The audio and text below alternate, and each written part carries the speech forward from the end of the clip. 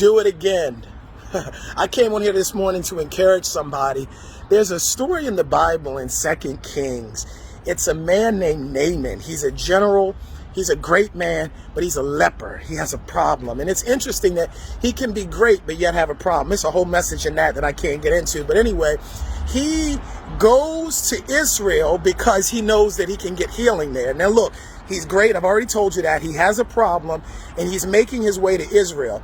Now, he gets all the way to Israel expecting a healing, a miracle, and he's upset because Elisha won't even see him. He gets to the door of the man of God, and the man of God won't even come out of the house to see him. In fact, he sends a messenger and says, tell Naaman to go dip in the river 7 times. Now, Naaman gets offended. Naaman almost misses his blessing, almost walks away in a huff, because what he says is, first of all, the man won't even come and see me. That's the first offense. Second of all, it's a river that he's telling me to dip in that is dirty. He said it's better rivers in Syria. But this is the point that I really want to get on. And I think this is what he was really hitting at.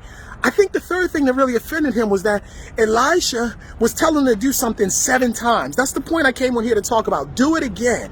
Notice the man of God said, do it 7 times. It's a process.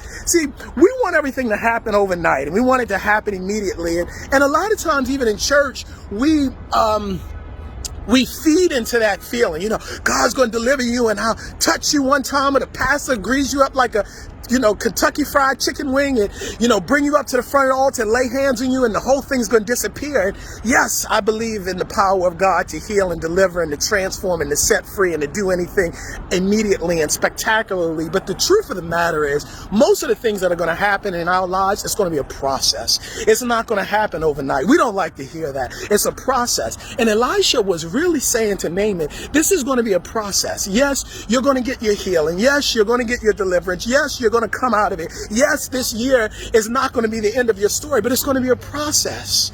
It's going to be a process. Before the promise, there's always a process. And I want to encourage you this morning to not get weary and well-doing. It's the process. You've got to go through the process. I don't want you to take what you're going through now is a sign from heaven that somehow, some way, you're doing something wrong. It's the process. There's always pain in the process, and uncertainty in the process, and frustration in the process, and hurt in the process. And there's always a moment in the process where it seems like it's not happening for you. But I want to encourage you that beyond your greatest disappointment and greatest uncertainty is your best moment. My name's Darrell Bennett, and I want you to know you can come back swinging. Do it again. No matter what it takes, do it again. Persist.